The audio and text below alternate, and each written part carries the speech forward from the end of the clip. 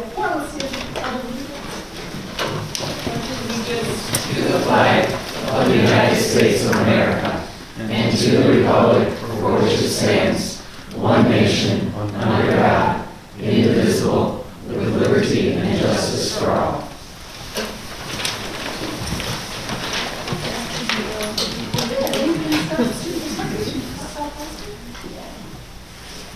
Good evening and welcome everyone. Tonight you're going to hear from a few of our students who were involved in the production of Julius Caesar. Before they come up, I'd like to give a special shout out to their director who's hiding in the corner, Miss Rubin, and it's especially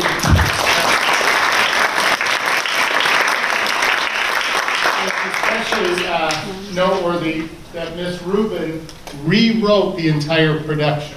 And so those of you that were here probably can appreciate the volume of dialogue that she created and that the kids delivered. So I just wanted to make sure Ms. Rubin got her due noteworthiness. So, girls?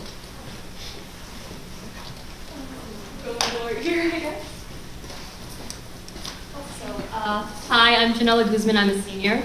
I'm Emily Leatherwood and I'm a junior. I'm Candace Golson and I'm a junior. I'm Zoe Boyd and I'm a sophomore. So as we said, we were all in the fall production of Julius Caesar, which was Shakespeare's Julius Caesar, so we kept Shakespearean dialect and all of that, but moved the setting to an all-girls high school. And this show, you know, it sounds kind of crazy, but it really enhances girls' relationships and shows the different power struggles that girls have even in high school and how powerful they can be. So we used social media as well as, you know, modern day costumes and things like that to show what struggles modern high school girls have and the power of social media, and kind of turned it into a story of a social takedown and how that can kind of work. So yeah, like I said, we always kept it in Shakespearean dialogue, but moved the setting, and it really encapsulated a lot of different struggles that people have, and with mental illness, with relationships, with all sorts of things. And I think Ms. Rubin's adaptation was quite admirable for doing so. Some trials in regards to the show, again, were like initially getting this script that she adapted herself, which again was a very admirable thing. We had struggles in the beginning in regards to the whole cast, translating that again to like the schoolgirl setting, social takedown and all that. And I joke with my castmates and those of my friends who came to watch about, oh, you know, like I played Julius Caesar and I wasn't, you know, as much as I would love to have been shanked, you know, on the DGS stage 23 times. Was it 23? Julius Caesar? 50, whoa. It was a social takedown in the sense where it was very personal to me, for those of you who did come to see it. So that, in regards to myself, was like a struggle I had to come over for the play. But I again really admire my cast for overcoming the dialect of it, the language of it, and I really loved watching the scenes that I worked in, how easy it was like translated when they were reciting. So it was a very good show. This was a very special show for me because I am an exchange student. I am from Denmark, so this was a whole very interesting show to be put in because English is not my native language, so keeping in Shakespearean was a challenge. But I really feel like this show and all the shows I've heard of on DTS are really something else, and everyone puts their whole heart into it. But I think the real difference with this show was that it was a female director and writer and a whole female cast, and it really had a different feel to it and a very powerful feel to it, which was also why we resonated so much with having this story being told of mental illnesses in girls in school, which I also can relate to, because it's the same in Denmark as in American high school. So I felt like it was a universal message, and I was really happy being a part of it. And probably one of the most exciting things is on Saturday night of the show, we had the chance to perform for some representatives from Theater Fest. It's a non-competitive showcase of different plays from across the state, right? And And after the show, they gave us some feedback and asked us questions. And we have the potential of going to Theater Fest. It's some college somewhere. Yes, University of Illinois. And we find out whether or not we go on Saturday. That's really exciting. Additionally, yeah, it's very exciting. And oh, yeah, for sure. Additionally, what was nice about the full casting on the lighter note, on top of that, since this was like our first all-female cast in a long while, we usually have dinner parties for in play culture. So we usually do that and have like cast dinners. But this time we had like a cast sleepover, so that's when we got like our tasks done of the social media aspect of the play that we had to get knock off our checklist. So it's a lot of fun. Do we have any questions? To the board. To the board? Hi. Sorry. Hello. Who designed your sweatshirts? And show us so we can turn around so people can see what's on the back. The sweatshirts. That is so clever. Yeah. All over the posters. I want to show them. Oh, sorry. Emily, our t-shirt rep. Yeah. I want to say Miss Rubin designed them, right? Yeah. She did. She designed, like we were talking about how we took pictures for the social media aspects as we had projections on sides of our stage that showed scrolling through social media, text messages, things like that, that also told the story along with what was happening on stage. Ms. Rubin was a big contributor to that, and she and her husband helped design like a nightmare sequence and a bunch of other like visual aspects, so she's very good at that. We're very lucky. And the posters hanging up in the halls for weeks were also thanks to her. So. And Delaney Kozar, our student director. We have fantastic student directors. So, yeah. Questions? Well, thank you so much. All right. Thank you. Thank you for having us.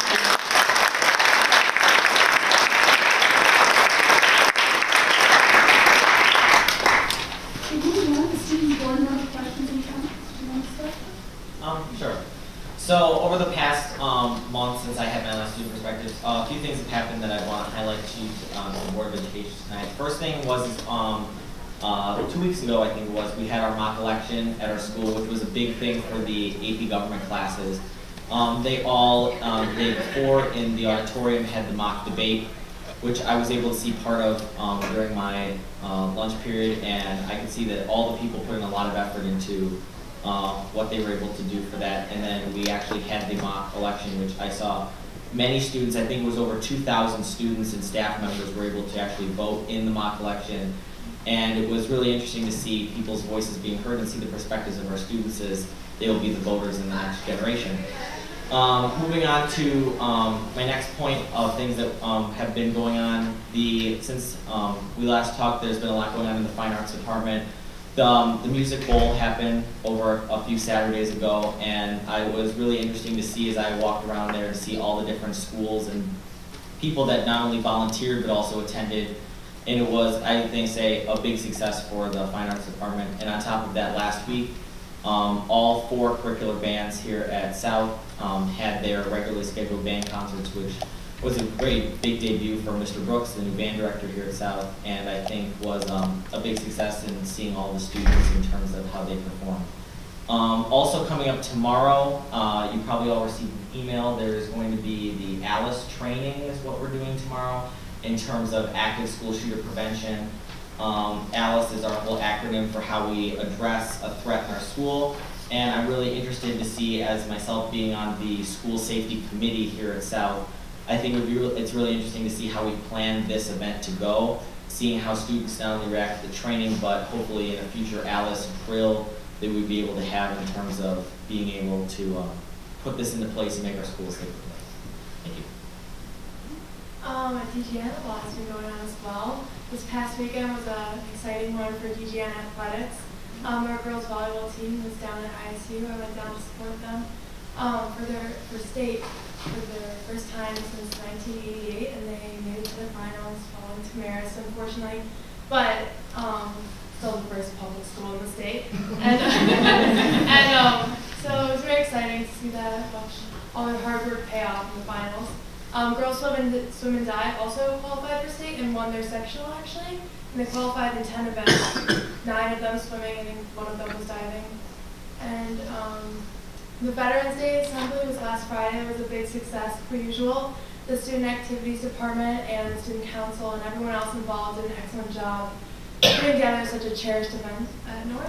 And then I just wanted to touch base about the prototype classroom I'm in this semester. So we have our furniture now, and I gathered some feedback from my teachers and my peers in the class, and I thought it might be helpful to give a quick summary about what has worked and what hasn't worked as well.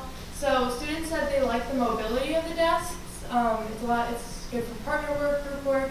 Recently we were just giving speeches and we were able to, they're on wheels similar to these chairs, so we were able to turn the classroom into more of an audience setting as opposed to like groups or individuals. And they're also really inclusive, so you can move the desktop part inwards and outwards. The chair is much larger, and you can spin it so that it's more accessible for left-hand users. I'm personally not lefty, but the left-hand users in my classroom have said that's been really nice for them. On the flip side, there's bins underneath the desks, and I think in theory that was a good idea to have somewhere to keep the backpacks and stuff like that, but in reality it's a bit of a small space for most students' backpacks, and it just kind of limits access to bags during class. But other than that, it's been great. We're excited to get new writing surfaces, I believe. So yeah, that's all I really have. Any questions? Thank you. We just need to find out what we take out of the training.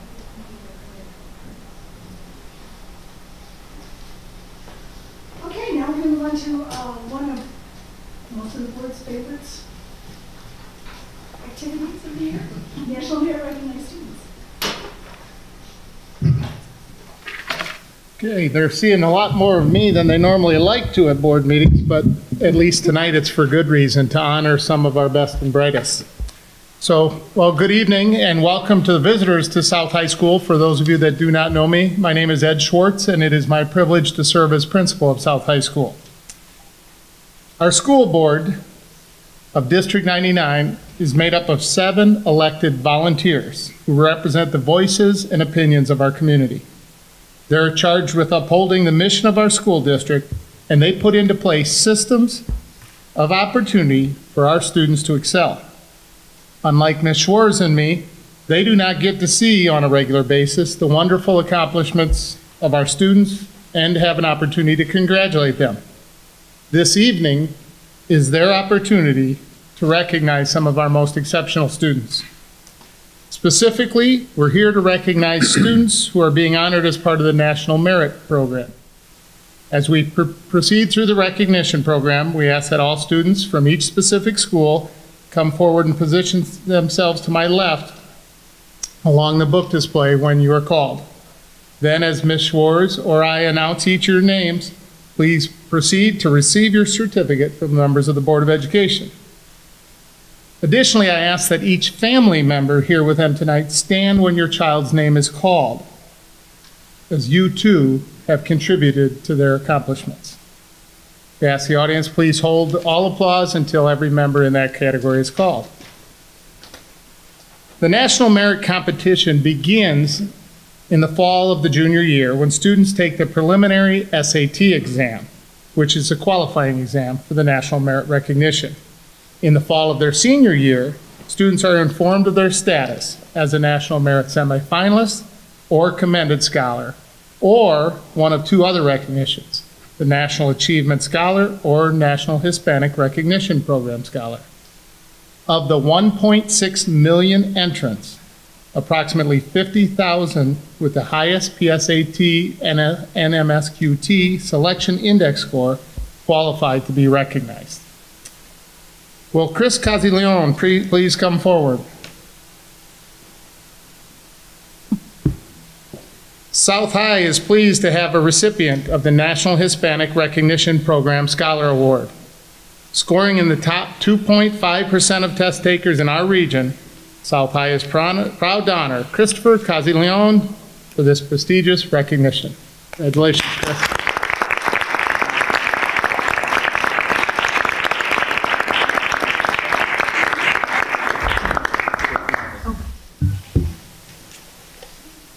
Certificates up.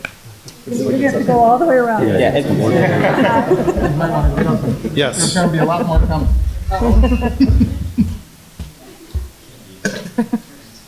Congratulations on that.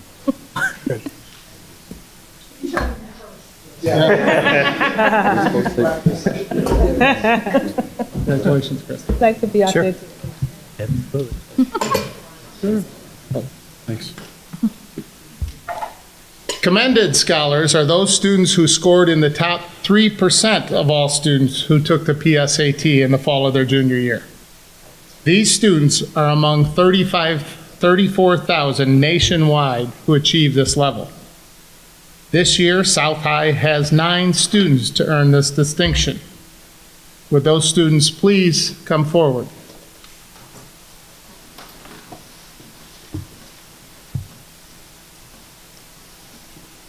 I don't see Dominic. First but not here, Dominic Balsamo, Thomas Blackmore. Good job, Tom.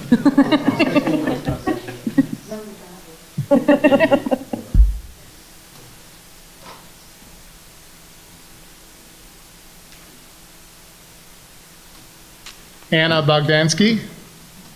Congratulations, Anna. Stay on that side till everybody's up. They're gonna cheer for you as a group too, Tom. Okay, I don't see Ryan anywhere. Ryan Borzello, Grace Curry, Samantha Quagliardo.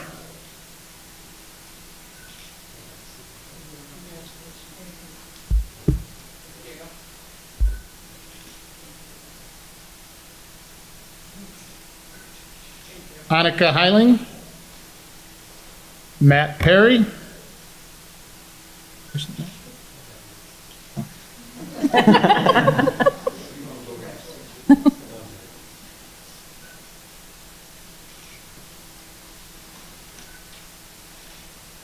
and Emma Serre.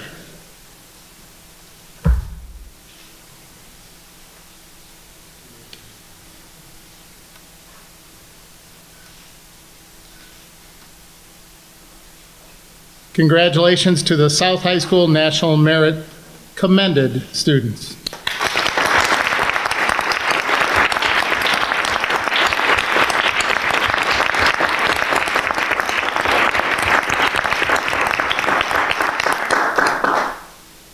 I'm guessing that Ms. Browning's going to want to get a picture of you guys all together, so you might want to just come stand over here until we're done. So will the 9 North High students who were identified as National Merit Commended students go ahead and line up over here. And for those of you who do not know me, I am Janice Schwartz, the principal at North High School. And as I mentioned, we have 9, just like South. So the students who have earned commended status, not everybody is here. Jeremy Blumka was not able to attend, right? You didn't see him, okay. Catherine Lyda.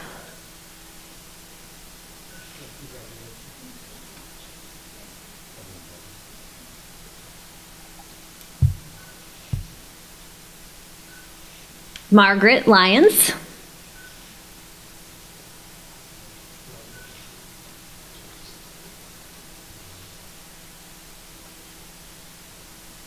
Eleanor Mayer. Did I say your name? Meyer. Try to get everybody before I.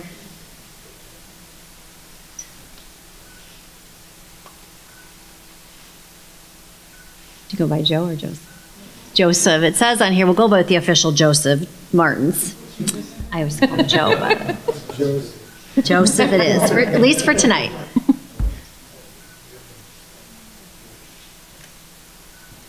Caitlin McCann.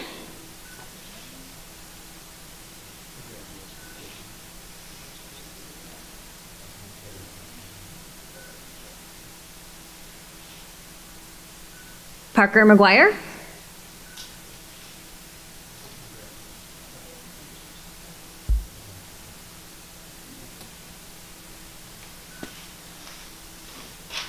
And then we also have Liam Schultz and Claire Southworth, who were not able to attend tonight. So if we can give the North High commended students a round of applause.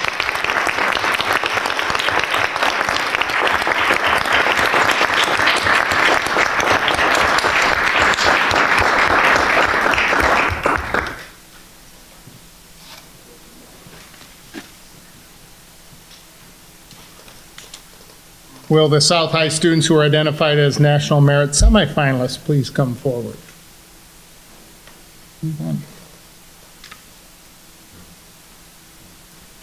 National Merit semifinalists are those students who scored in the top 1% of all of the students who took the PSAT last fall.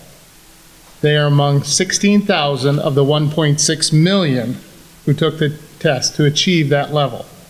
Semifinalists are eligible to move forward in the competition for National Merit scholarships. National Merit finalists are selected from these semifinalists and will be announced in early 2019.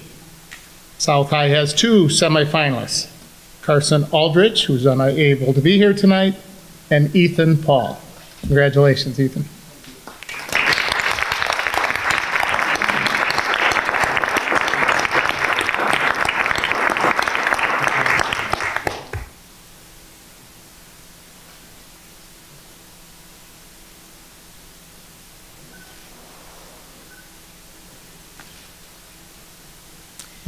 Okay, so North High has 3 National Merit semifinalists, but Marion Deal is one of them, and she graduated last year, so she graduated a year early.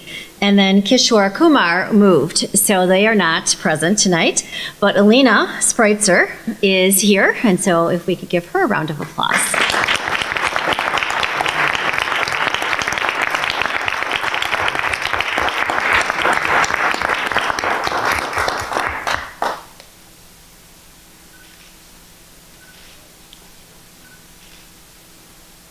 Okay, so maybe just one more round of applause for all of our students.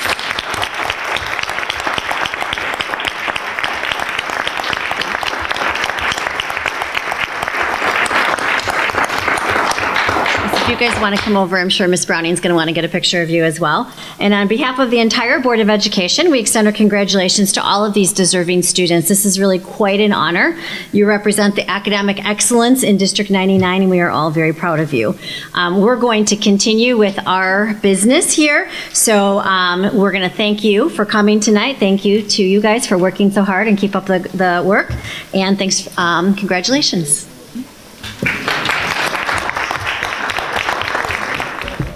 All right, master facility plan, not a lot to report. We've just been going through, taking a look at renderings of what the exterior of the buildings might look like and providing feedback to the architects. Also looking at a few curricular areas such as life skills rooms and a few specific areas in that way.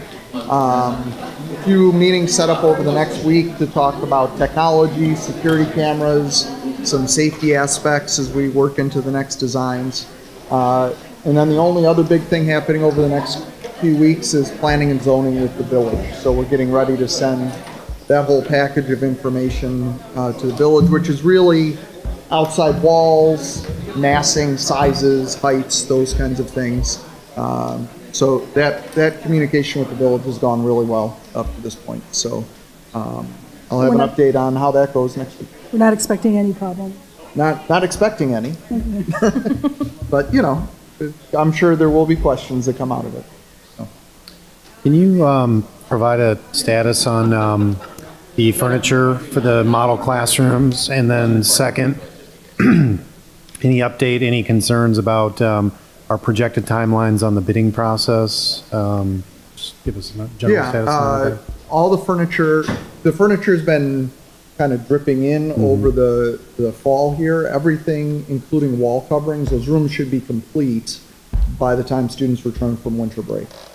And then we expect to have the phasing and design aspects done somewhere in January. Some of that we have to wait for the interplay with planning and zoning to make sure we can do all the projects we want to do, and it works with the village for next summer. Once we have that all worked out, then we anticipate going out for bidding. That should happen March-ish, somewhere around there for that first round, be ready to go in May for all of our phase 1 projects. And how are you guys getting feedback from the students as far as the model classrooms? How are you going about collecting that data? Yeah, we'll actually be surveying and going into those classrooms as second semester goes on. We want to give students enough time to live in that space. Yeah. We want to make sure that they're fully completed. But, you know, teachers are talking to their students, students are talking to each other. So I imagine when we go and meet with them, the other thing we're going to do is some video interviews so we can put those out to the public. You can kind of see what students think of those different spaces as well. So there'll be more of a survey type feedback, and then there'll be some interview type feedback as well for both staff and students. And it's not all like the same type of furniture, No, every right? You're classroom trying is- different types. Yeah, we have 6 classrooms. All 6 classrooms have different furniture in them. And we may even swap some furniture in the spring. One of the things that we have found is that some of the furniture is bigger than what we expected in the space. I don't know, I think it's at North especially. I don't know if you're in one of the classrooms that got kind of cramped with furniture or not. The individual desks, I think, have a similar footprint to what desks reported, but they're not in straight lines, so it definitely gives room a little more disorganized. But once you're used to it, So maybe it's not Ellie's classroom, might but not one be of the mine. classrooms, the furniture actually, once we got it in that space, it feels a little tight, so we did some quick swaps of a few pieces, so it wasn't as cramped as what we anticipated. So that's part of the learning process as well. We have a couple of spots where we're actually thinking somewhere in second semester, there's a south classroom and a north classroom. We're thinking of swapping across both sides of town. So a lot of experimentation at this point to find out what students think, what staff think, so that when we actually start buying stuff in more bulk, we have a better idea of what's going to fit where, what works with each curricular area, what's kind of general, what might be more specific. So a lot of that feedback is what we're hoping to get. You know, and sometimes it looks great in the catalog, but then when it shows up, it's like, well, yeah, I can't even fit my backpack under this, you know. So that's the best thing of trying it out, how it works. The good news is we have so many spaces where we're going to need furniture that even if it doesn't work out in the classroom where Ellie's at, maybe in the commons it works out, or the cafeteria, or a different style classroom it might work. So these 6 sets, we're going to have a spot for all the furniture. You know, we have a variety of different study rooms where stuff will end up. So I'm not concerned about testing and there being waste of stuff at the end. We're going to have plenty of spots for this stuff to go. And actually on the way out, you could poke your head in the library classroom here and see some of it here for South, because one of the prototype classrooms is right here. Oh, cool. What is the plan for receiving feedback from students in the long term about these classrooms? Because there hasn't been like anything sent out, like I know I'm in with them. Yeah, it won't be until the whole room is set up, so that the surfaces are there and everything arrives. Then in the second semester, we'll start asking for feedback. Be possible for some of us to see things after it all Oh, arrives? absolutely. Yeah, sure. Here we can see on the first floor too. This room still needs wall surfaces changed. Yeah. The classrooms upstairs don't even have furniture. Yeah, all the furniture. They just have paint. And, Yeah, there's nothing but we could go that walk has by the CTE classroom that was done with a different grant this year that also has some of the furniture pieces that we're looking at. CTE department at both schools received a grant for a kind of a maker space, and both designed theirs differently at both schools. So that's a short walk up the hallway. We could take a look at the end. That's a pretty cool room. How that's And the others you said are. Well, this Eleanor, spring. next. I'm sorry, Mike. Eleanor. I was just gonna say I would maybe send out a survey before the end of first semester, because I know some classrooms, like my classroom, where it's only one semester English sure. class, so we're not in there next. good idea. Mike? So when will all the rooms be all By the end of winter break. the end of winter? So maybe in January, set a time. Sure. Field Go trip. yeah, Field trip. Field trip. That'd be fun. Do I need a permission slip? Yes. Your mom. And your milk on it. Whatever mom says. But at least tonight you could see some of the furniture here, and then that CTE room down the hall is pretty complete. That was the room that I was in? Yeah, you were there That's for a cool. meeting. Yep. That's cool. So, more to come. Anything else on the facility, please? Great. Okay, FTEs. All right, I'm going to turn this over to Pete, who's been doing a lot of work in this area. Okay.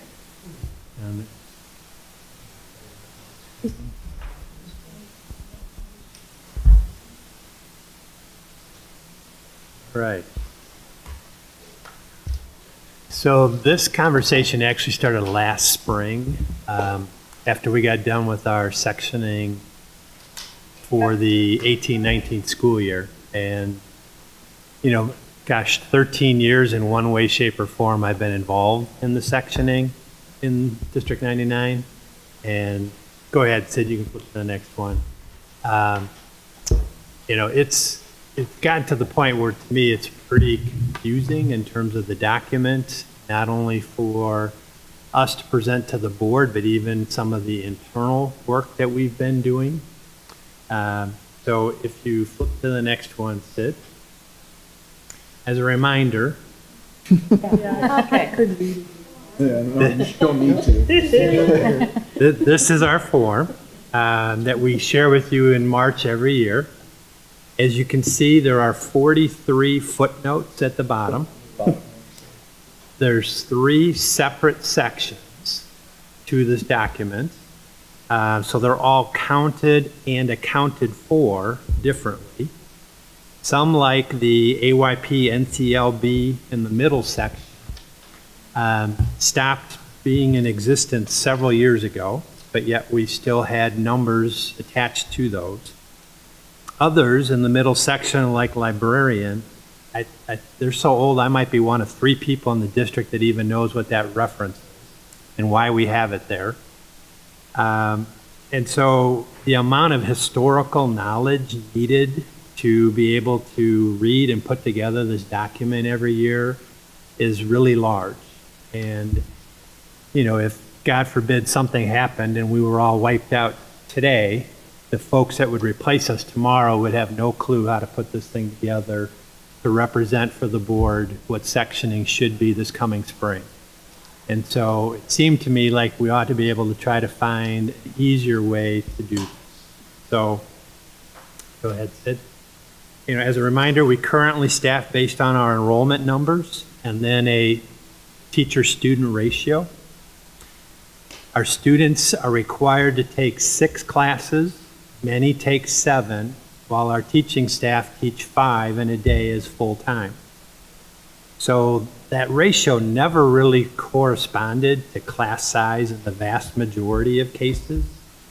And because the students are taking more classes than what our staff teach, it's easy to see how we can sometimes end up with some really large class sizes in certain areas. And so what we're planning to do differently, go ahead, Sid, is to staff based on our student requests in various courses. Bless you.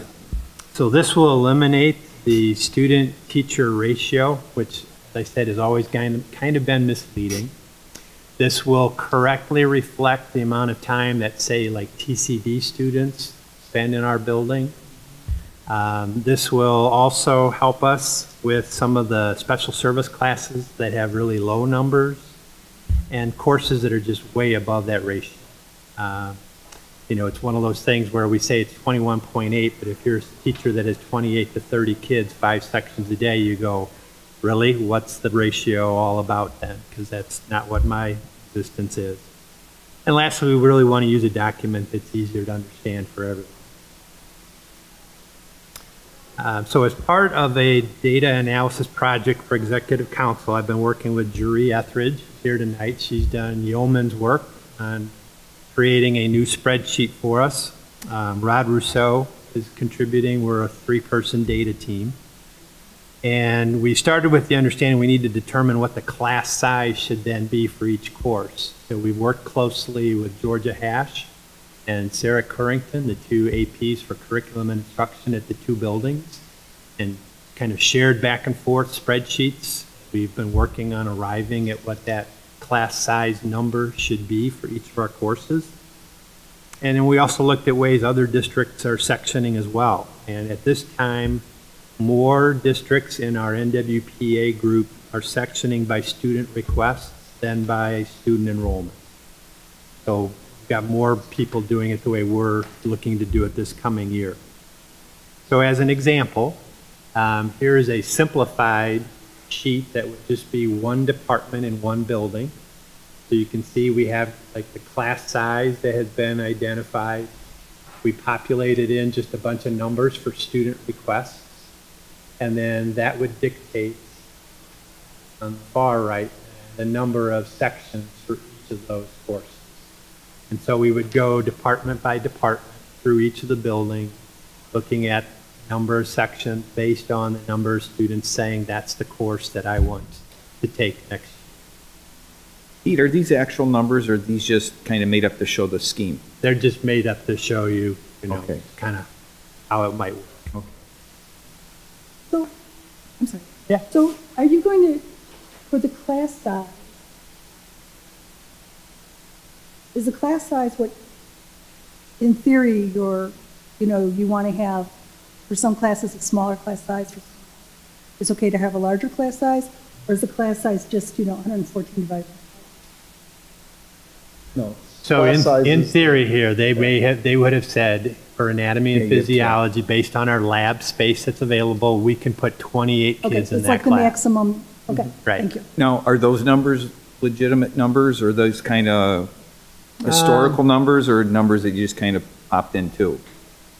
I couldn't swear to you that those are the actual numbers. I started putting this together several weeks ago, and we've exchanged spreadsheets a couple times since then. I was just trying to give you kind of a rough idea of the idea of class size, requests, divide one into the other to give you sections. Because I would have some questions on some of these class sizes. And if they're just to show how this would work, I'm not going to ask those questions. Yeah, and we wouldn't bring this to you. We would just bring the overall sheet saying, here's what it was for the district, similar to the document that you had in the past, where it would be North has 125 FTE, South has 230 FTE, for a grand total of X amount for the district. This would be work that gets done at the district sectioning meeting with Gina, Rob, Hank, me, Scott, Janice, Ed, Georgia, and Sarah, where we would look at it at that point. If somebody asked a question about the class size of certain classes, would you be able to answer it then? Oh, sure. Okay. Yeah. So this is internally what we would be doing to arrive at those numbers. And I'll show you in a couple slides here what it, kind of like a dummy of what that cover sheet that you would get that would replace what we've done in the past. But Jareep and Rod pulled the simple tally numbers for the last 3 years to kind of compare what it would look like based on the amount of FTE that we have assigned in the past. And looking at last year's numbers, they were very close. It was a very small increase in FTE over what we assigned for the 18-19 school year. So it's not finalized yet. We'll have more meetings coming up where we're tweaking numbers, clarifying different things, taking a look at how will we make all this work once we get to the scheduling part of this as well. But we're moving in the right direction, I think, to be able to have something that we'll use and will help us this coming spring. So if we go to the next, one more. So what this is showing you is at the very top section of the document, we would have all of our instructional FTE. So this, in the old document, would be the top section, the middle section, and some of that, what we used to call below the line, all up in the top. All of our instructional FTE would be represented together. The bottom part here would be our non-instructional FTE, counselors, psych, social work, deans, homeschool liaison, all of those kinds of positions. So you would have instructional in one place, non-instructional in the other, add it all together, and at the very bottom of the document, you see the total number of FTE that the district would be allocating for the next school year. That helps us in a number of ways. Internally, as you start looking at your top section, middle section, bottom section, and you have people split in various departments. So we have an English teacher who's also a reading specialist, who's also an instructional coach, keeping track of the FTE to make sure that what we've allocated as a district equals what we then hire for in the buildings, how we report things to the state in terms of the employee information system, budgeting, all of those things we think will be helped by trying to simplify this from where we've been in the past. We wanted to just kind of share that with you here this evening, and as always, I'm willing to take any questions you might have. Pete, not having children gone through high school yet, this decision's historically been done in the spring, right? Once per year. So are you talking about registration for the fall in the spring of the prior year? So if we're talking about spring 2019, are students registering for courses for the fall 2019 and you're basing your instructional FTE based off that registration for the upcoming semester? So we would register the kids at the same time frame of the school year that we've always done in the past, which is January and February. The students have their counselor registration appointments. Mm-hmm. From those numbers, we would come to you again in March, as we've done in the past, to say, based on the course requests from kids, here's how much FTE we're requesting in order to fill the student request. So none of that time frame would be any different from what it's been in the past. Coming out of that March meeting where you say, yes, that all looks good and we approve this, then the buildings start the master schedule work. Kids would get their conflicts resolved in May. They would get their document before they leave at the end of May telling them, here are the courses you have next year. It doesn't tell them what period or what teacher, like in the past. And then they would get the document in August that would actually have their schedules for the fall. So none of the time frame that is going to change from what we've done in the past. How we represent it and how we determine the number of sections that we run in the course will be slightly different. The registration you're talking about in January or February, is that just for the fall semester? It's for the entire following school year. Okay. Yes. Okay, so you have an understanding of what the requests are for every course for the entire year. Correct. Okay. Yes. That was my concern. Sorry, I misunderstood you. What does change is usually in December we come to you with an enrollment projection, and then we take a look at enrollment, we look at the average class size, and then we pull out a recommendation of average class size, which gives us a chunk of FTE to start working from in that first complex spreadsheet. Instead, we're not going to come to you in advance and say, based on enrollment, we should have this much FTE. We're going to wait until all the requests are in, and we're going to say, based on the courses that students have selected this year, this is how much FTE we believe we're going to need. But non-instructional FTE, you're not changing methodology because that's not based on course requests, right? Correct. That would be more like, this year we added a counselor at North based on Scott's looking at the average course caseload per counselor, and then he recommended that that number be increased for the 18-19 school year. So those things would be looked at, and it will not have anything to do with the student course requests.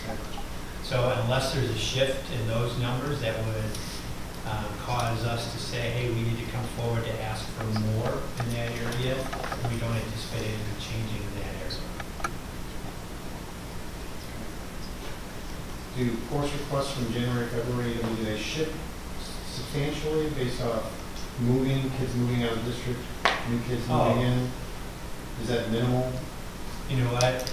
I don't know if I could really generalize, because some years we just all of a sudden get a ton of move-ins in the summer. Some years we don't. When we had the kind of recession period, we had less kids going to private schools, and so more were coming in from non-public middle schools. It really varies. Does that have a possible impact on your methodology? Sure. it may be that we would still need to come to you in August and say, even with the best of our intentions and work that we did with summer move-ins, we have a particular class that we feel like we need to add a section of. And we've done that probably every 3 years once, like a .2 every 3 years-ish during my time in the district, where more ELL kids came in, or more special ed, or with the placement of the math of the summer transfer kids, we needed more math 1S sections, or something along those lines. So yes, we would always have the potential need to come to you in August to say, this is something we have to look to address beyond what we were expecting. When we set up those class size numbers, that's one of the things we'll consider. Is this a class where students tend to leave over the summer? So you might schedule those a little higher, knowing that by the time students are back in the fall, they'll get to be smaller, right?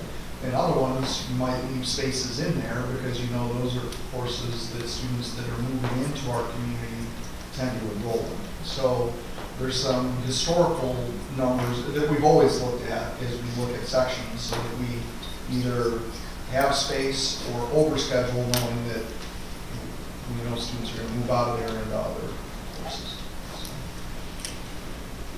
So as we move to this new method, if it turns out, to your point, that we have been overscheduling some teachers before, and which would mean we were underscheduling others.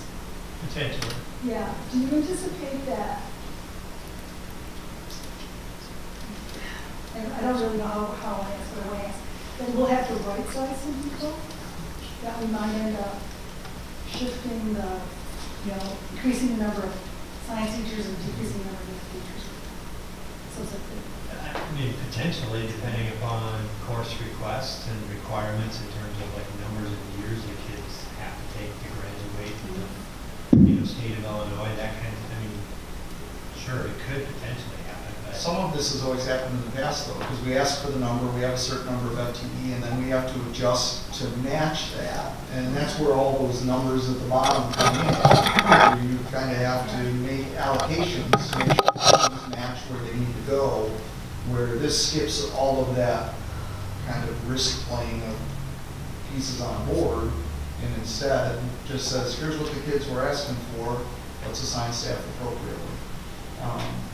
But what students are asking for tends to stay somewhat similar from year to year. You might see increases in interest in some of our elected areas year to year, but in kind of the core areas, each core area and each curricular area, the larger courses, those tend to stay the same. So the premise for making this change was just to make it easier to understand, and so that you didn't need as much institutional knowledge going forward for somebody to put this together. And to better, more closely section based on student course requests. I would say it's also, that's what Pete's saying is really essential here. We're taking a practice that was built around adults and the number of adults we have, and are changing it to being around student interest and what the students are driving the section. What students are enrolling in, choosing, that they need, that's really driving our section going forward. So it's a schedule and staffing model built around our students rather than number of adults. That makes good sense. And when you looked at other districts, what did you discover? So it was very timely. After, I think, last March, Hank and I first started having this conversation. In the month of October, the NWPA group put out a survey of all the districts to ask how everybody was sectioned. Is it enrollment, is it student requests, or is it an other? And nobody was doing an other. Everybody was either doing enrollment or course requests. And it was either between 2/3 and 3/4 of the district were doing student requests. The others were doing enrollment. Now, having said that, though, everybody had a unique way that they would tweak in a certain part of the curriculum. So some of them, it's like, okay, kind of like what we do in driver's ed. We know we're going to have X amount of driver's ed sections, regardless of the number of kids who want to take driver's ed. So we never offer enough sections for all the kids to take driver's ed. So they do, everybody has like an area like that that's similar. So we're moving towards where more districts are in this area now. And I guess, why now? I mean, I have to add, after looking at this crazy sheet, the spreadsheet for the last 7 years, why now? Well, my thought was the first time out of the chute, I'm sure there'll be some things we learn to do better, differently next year. And potentially then it puts it in good hands, the hands of my successor coming in after. The other thing, we have a new AP assistant principal who's handling this at North. We have a new superintendent who's come in. And for us to wrap our heads around this old system has been ridiculously hard. And without having Pete's historical knowledge there, and Janice as well, and Ed in the room, there's no chance. We know that South is in the next few years likely to have a new assistant principal doing scheduling. We're going to have a new Pete in the next few years, so new principals in the next few years. So it's time to get a system that somebody could come in and understand and replicate without having to have some magic pixie dust to make it all work. That's a technical term. So time to get a model that can be replicated by somebody. So Terry asked, do we anticipate a change in the FTE? In the run that we did with the 18-19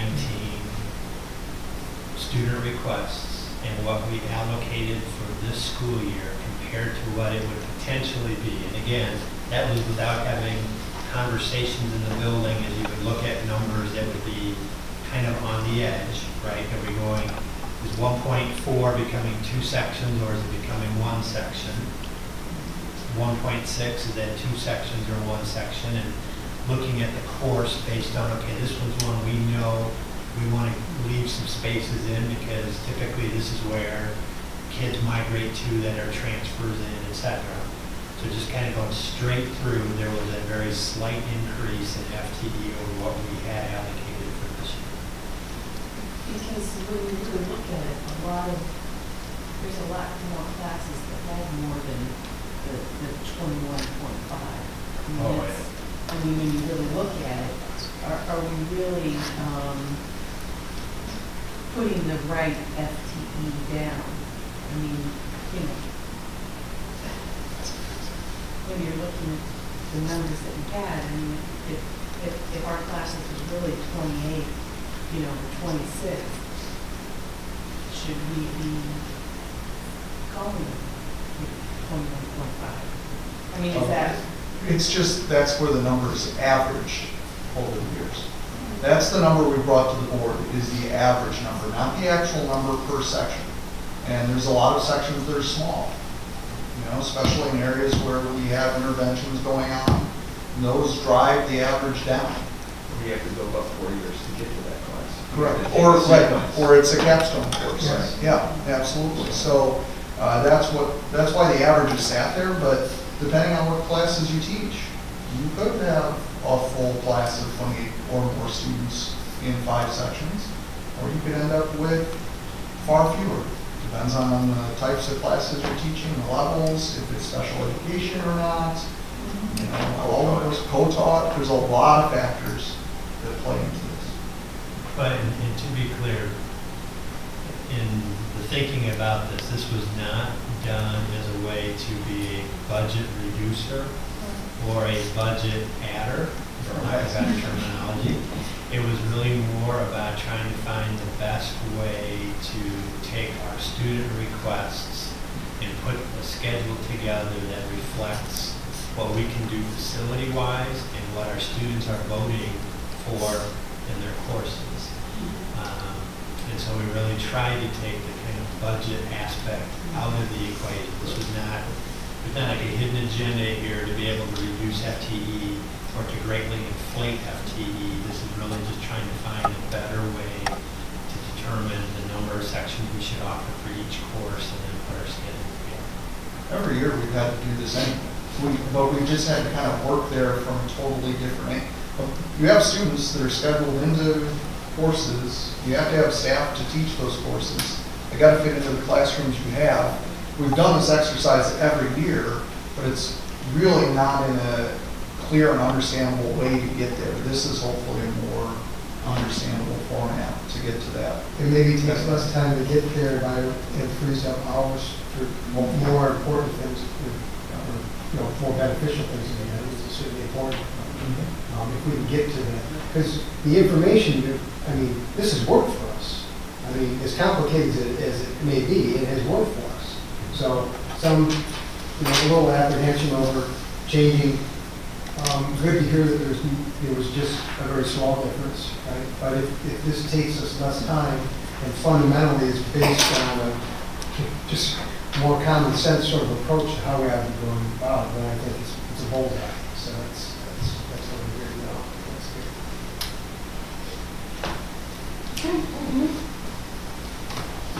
Thanks, people. Did you see the seed? More to come, I promise.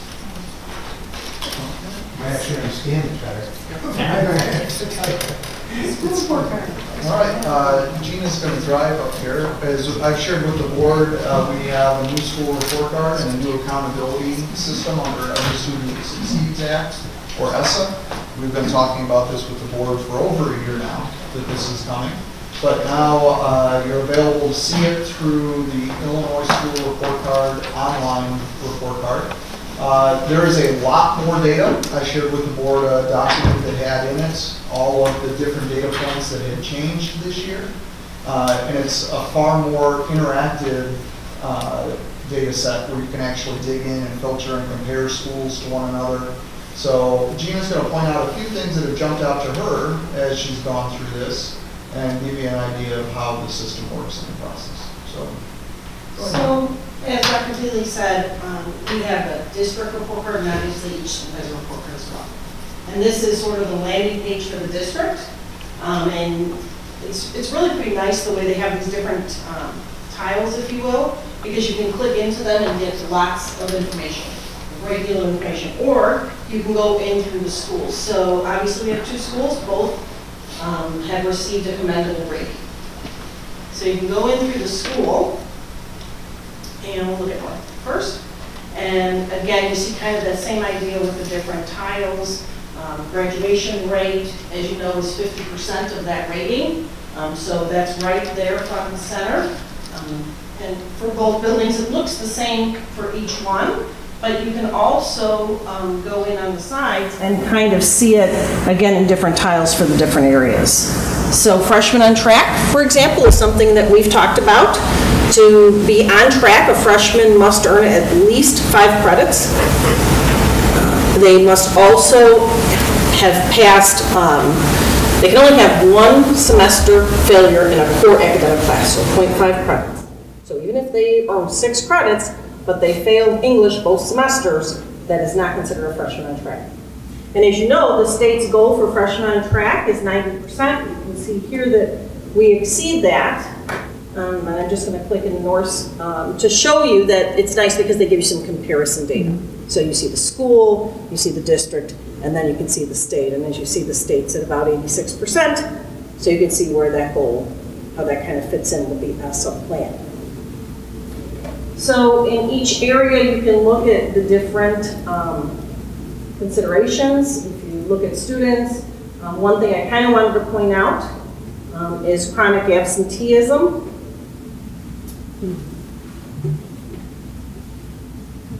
So chronic absenteeism for the district is one. Absenteeism is an issue and also impacts how we are rated. I wanted to point this out because sometimes this gets a little bit confusing. Chronic absenteeism means students who have missed 10% or more of a school year for any reason.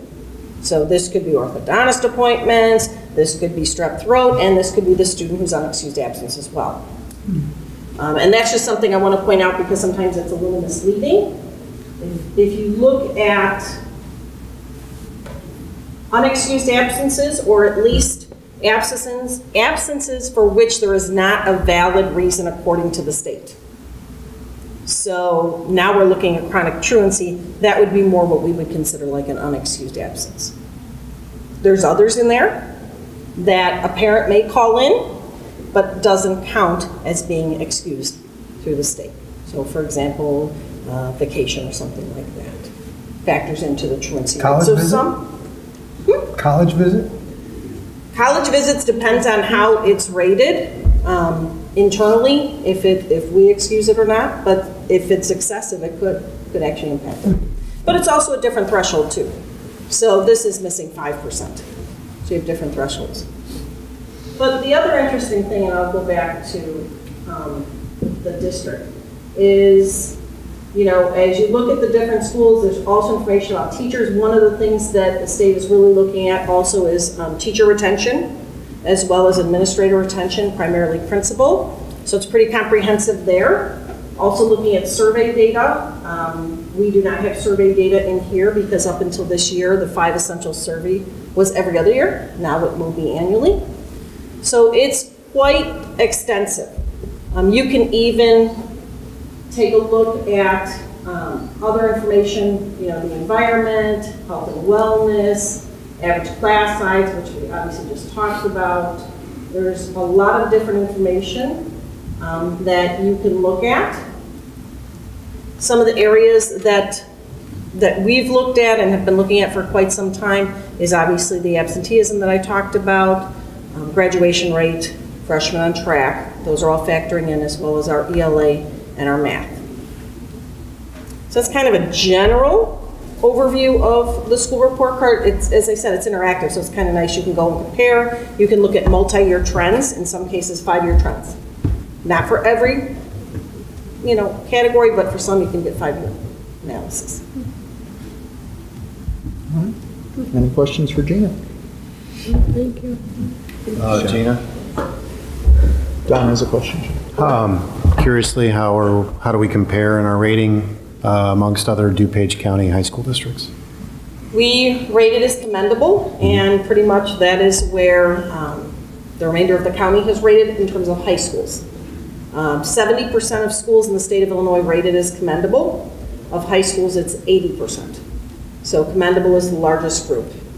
The top 10% exemplary, but again, that includes selective schools as well. It also takes into consideration subgroups.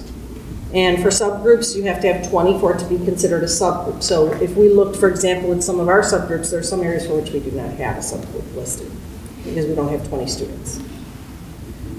So about 80% of high schools were commendable, and the schools in the county, for the most part, were. There were a couple of schools that did rate as exemplary. Such as? Westmont High School and Lyle. Those are the only two that I know of off the top of my head. But the high school districts in the county, right. Okay, thank you. I would just like to offer congratulations. I mean, this is a great report card, and we should be very proud of it. Yes. So thank you all. It seems like it is a useful tool to people, to our constituents, and it also seems like it's a more accurate reflection of what's actually going on in the school versus some of these other, for lack of definition, third-party sort of the great schools sort of They don't look at a single metric. Right. Yeah. This a lot of information there, and a more factual representation of what we already, a lot of this is what we already knew we were doing well. Yeah. So. And can you access this off of our district landing page website? Yes. So just so people know. It is difficult to find our high schools. So when the public goes in, you can't put in, for example, Donner Grove South High School. It is a little tricky, but easiest thing to search for is 99, and then you'll find our district and our schools. 299, so you have to kind of search. There's layers. So we don't put it on our website? Yeah, we do. Yeah, it's linked on our website. But most people don't go in that way, though. Oh, they don't? They'll try calling. But if they went to the website, there is a link that's going to drive you right to that without any difficulty in finding. Correct. Good. Anything else? Moving on, post-issuance tax compliance report. Those are for you to say. It's also Mark's going to talk about this one. Continuing disclosure undertakings is the other part that this relates to. Last month, we passed a policy change for our debt service, and part of it included an annual report from me regarding our compliance with the bond covenants. And in the past, I would have brought it to you, but we haven't had anything that was a non-compliance issue. The primary thing, first thing that they look for is just, are we in compliance with IRS aspects, which means if we were to issue, when you issue tax-free bonds, IRS wants to get involved and make sure that you're not earning more interest on the bonds that you're holding and investing until you spend it on the project than what it costs you to issue those bonds. That would be called arbitrage. We've never had that situation, and we've never really been, at least since 2002, we haven't had any bond issuances that were actually subjected to the arbitrage rules because they've all been less than $5 million. And that's, you have to have more than $10 million of one issuance for it to be subject to those rules. But we've never earned more than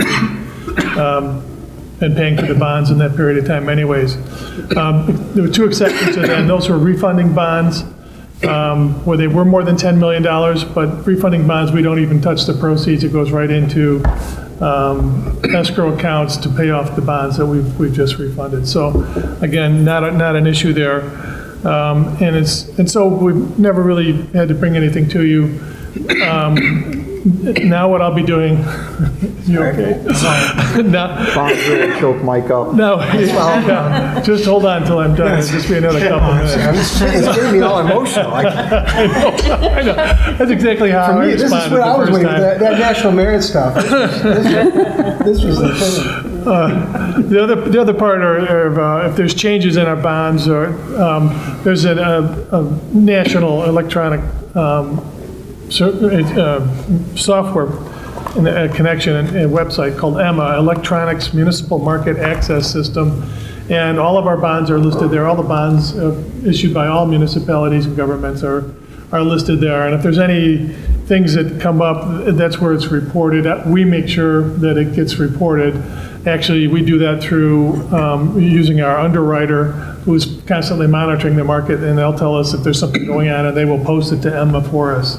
And so, again, the things that happened in this last year, really two things of note. One is that when we issued bonds in 2002, we used an outside bond insurance company to ensure the bondholders that we would pay it. And we had to pay a price for that, but they gave us an automatic AAA rating, which then lowered the interest rate. And we do the math to make sure that the payment we make for that insurance is worth it. The company that we used for that in the last year lost their rating under the system, probably because just they're going down. But we only have one payment left on the bonds. Money's in the bank already to pay it, so it's a non-issue on that particular thing. And all it does is it tells the bondholder that it could be a problem, but it never is a problem with us. And the other change that occurred in the last year is that our debt certificates that we have issued over time, because they're not a typical bond and they're not as supported through general obligation through taxation, we're paying for them on operations. When we issued those, we got a knockdown from a AA to A minus, and that's statewide, nationwide, how they do it. They just rate it a little bit lower than our national standing.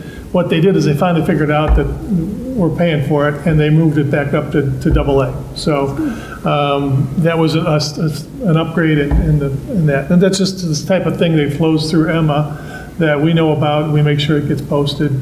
Never reported it to you in the past, but it's just a positive thing. And now each year, now that we're issuing bigger amounts, we're going to be breaking the $10 million bond for a regular taxable bond. We're going to have to be returning every year. I'll be coming every year and reporting any changes that came out with those bonds. I'll be reporting to you that we're in compliance with arbitrage. and things like that. So that's just it. And so any questions you have, I'd be happy to address them, but it's just something we're going to do. Part of this also is, just good monitoring, and the Standard & Poor's and the Moody's like to see this.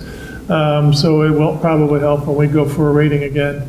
Although we're AA, we're expected to maintain that. Going to AAA is very difficult, particularly now in Illinois. It's almost like a negative, unless you already were AAA 10 years ago or 8 years ago. It's hard to make the change. I've asked our underwriter if they are upgrading, and they said not really. She hasn't seen any upgrades from up to AAA. Yeah, so we'll probably likely be a AA again. So, any questions from Mark? Thank you for teaching me about arbitrage. I haven't looked it up after reading this. Okay, hearing none, we're going to move on to the reception of visitors. This is an opportunity for audience members to address the board. Does anybody wish to address the board? Hearing none, do we have a motion to adjourn? I move. Terry moves. Second. Sherelle seconds. All those in favor? Aye. All those opposed? We're adjourned. Thank you all.